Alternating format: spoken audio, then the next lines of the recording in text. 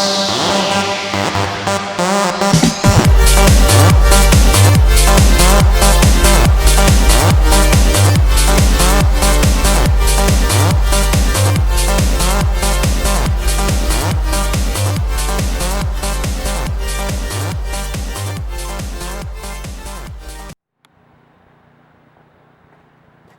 today's video, I'm going to show you under the hood of the Can-Am Outlander. By that I mean I'm going to take some of the panels off and show you some of the details underneath. We'll start here with the front panel, what Can-Am call the gauge support. And the trick to getting this one off is you put your hands underneath the front and then you squeeze together. And you hear that click? So when you squeeze together like that, that disengages the tabs, and then you come up to the top here and pull sharply up and towards yourself, and it comes off lickety split. Let's take a look underneath. We have a few things of interest here. This is the front fuse panel right here. Here we have the CVT filter. That's the intake for the CVT, and we've got a few vent hoses you can see here. There's one for the front diff, one for the rear diff, one I believe is for the gearbox. The fourth, I'm not quite sure what it is yet. Over on this side we have the air intake for the engine right here. It's up nice and high. And then just above that we have the vent intake for the fuel venting system. And below that we have our coolant reservoir, and it's got our min and our max levels marked on the reservoir, and the pressure cap for the reservoir, and just coming off of that pressure cap is the coolant weep hose. And that's about it for the front. Now we'll move around and we'll take off the seat and the console. The seat's pretty easy. We just reach underneath here. There's a little latch. Pull it up, and then we pull up on the seat and remove the seat. We take a look underneath the seat. That's where the manual is kept. I put it in a Ziploc bag just to keep it from getting wet. And there's a little bit of heat shielding there for the exhaust side on the seat. So, underneath the seat we've got obviously the battery. I love the style of the positive terminal protector.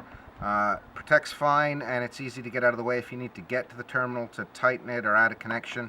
Much better than those ones that wrap around the cable and get all bunched up. I hate those. Then we've got the rear fuse panel right here. 3 fuses in there. We just squeeze the little levers together, pull it off, and you've got 3 mini fuses in there. The silver object is the starter solenoid. This right here is the brake fluid reservoir for the rear brakes. Then we've got the stock Can-Am toolkit here. It sits right there.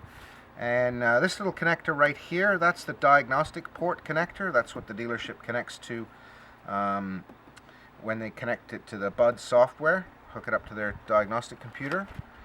This label here has your VIN number on it and some other data.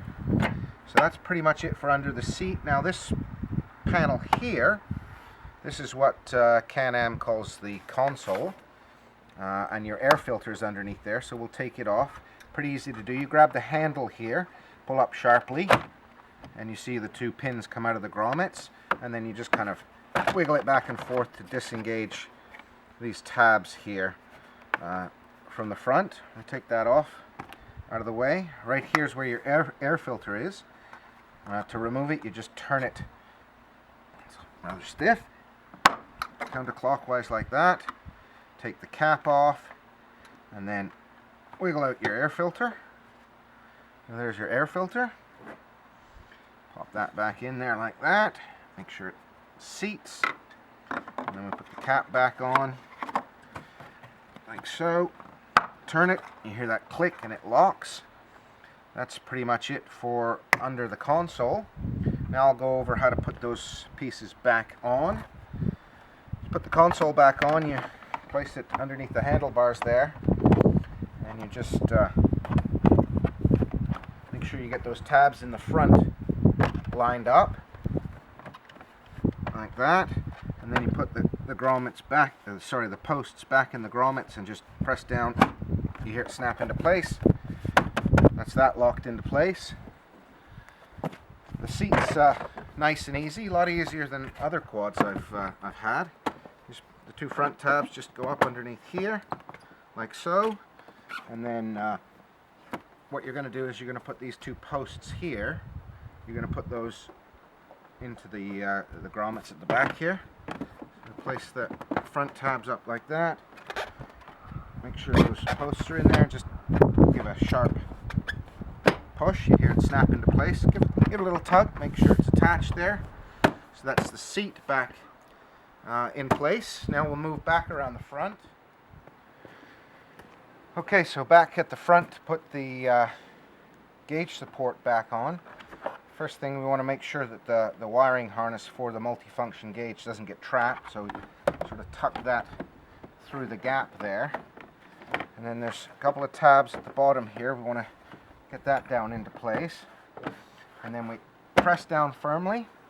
And then there's a couple of more tabs. You can see it's not quite lined up here, so you want to push down nice and firmly. You hear that loud snap, snaps into place, and there it's all firmly fixed in place. And that's about it for today's video. Thanks for watching, and don't forget to like and subscribe.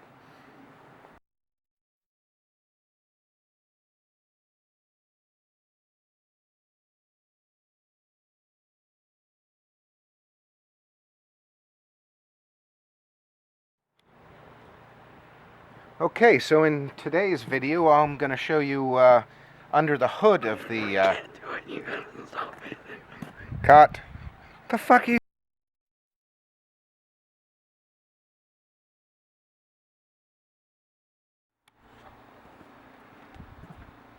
Do you want me to zoom? So, oh, I spoke.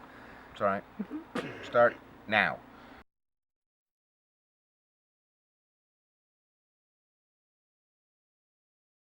So underneath the seat, obviously we've got the battery. I love the positive cut.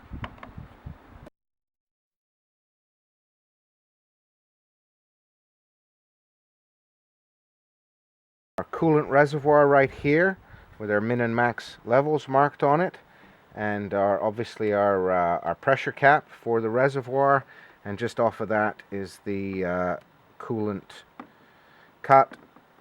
Fuck, Bill.